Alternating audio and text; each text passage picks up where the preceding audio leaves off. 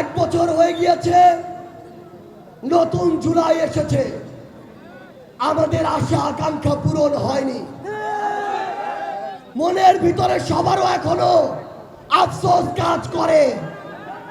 5ই আগস্টে এই দেশকে নিয়ে যে স্বপ্নগুলো দেখেছিলাম সেগুলো এখনো পূরণ হয়নি।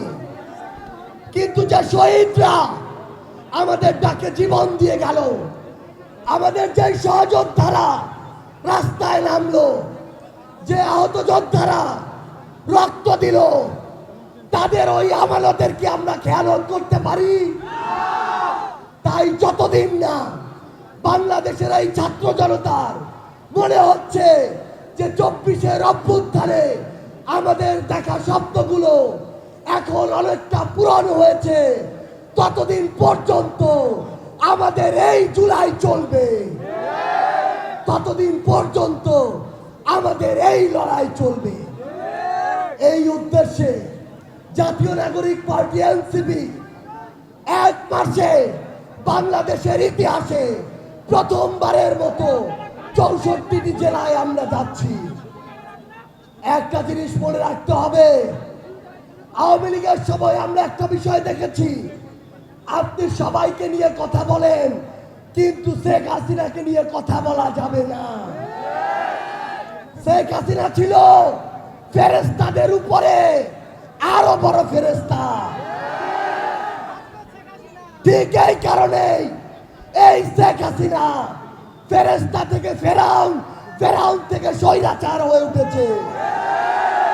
আগামীর বাংলাদেশে যত বড় দল হোক, যত বড় নেতা হোক, যত বড় নেত্রী হোক, কাউকে এই প্রশ্নের ঊর্ধ্বে রাখা হবে না।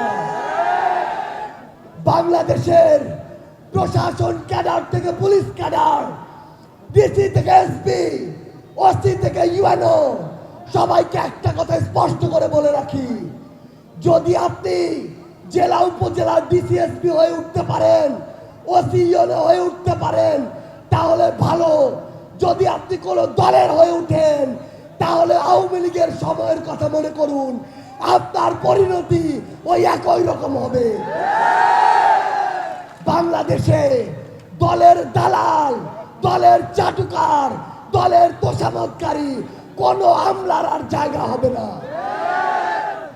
আমরা স্পষ্ট করে আপনাদের একটি আহ্বান জানাই, এই বাংলাদেশে, এই উত্তরাঞ্চলে আমরা এতদিন যে বৈষম্যের শিকার হয়েছি, আগামীতে যেই দলই ক্ষমতা আসুক না কেন, ইভেন যদি এনসিপিও হয়, আমরা এই বৈষম্য আর মেনে নিব না।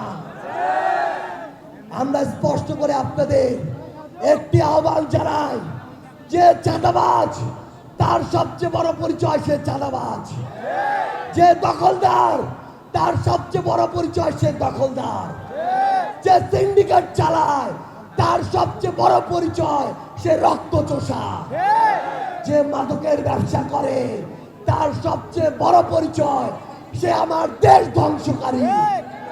এরা যেই দলেরই হোক না কেন, যেই মতেরই হোক না কেন, যার ছত্র ছায়ায় থাকুক না কেন, যত বড় নেতাই শেল্টার দিক না কেন, এদের বিরুদ্ধে আমাদের ঐক্যবদ্ধ লড়াই করতে হবে। একটা কথা মনে রাখবেন, আমরা ছাড় দিতে পারি, কিন্তু যদি ছেড়ে দেই তাহলে হাসিনার মতো আরো স্বৈরাচার এই বাংলাদেশে তৈরি হবে। কিন্তু আগামীর বাংলাদেশে আমরা আর কোনো স্বৈরাচার তৈরি হইতে দিব